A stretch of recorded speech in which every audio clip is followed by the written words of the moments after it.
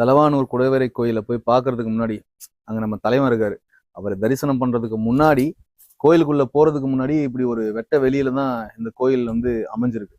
கோயில் போறதுக்கு முன்னாடியே ஒரு பெரிய ஆலமரம், பிரம்மாண்டமான ஆலமரம். அது பக்கத்துல ஒரு காளி கோயில் இருக்கு. இது வந்து பல்லவ மன்னர்கள் காலத்திலேயே அந்த கோயில் எழுப்பும் போதே கட்டப்பட்டதா அப்படின்னா இல்ல. இது எப்ப நிறுவனாங்க அப்படிங்கிறத இங்க பாறையில செதுக்கி இருக்காங்க. அது ஒரு நிமிஷம் பாருங்க.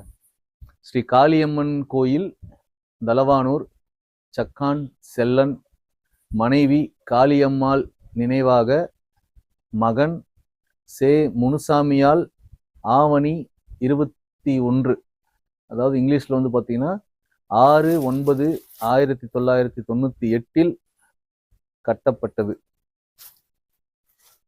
பொதுவில் அது கீழே என்னமோ எழுதியிருக்காங்க, அது சரியா தெரியல.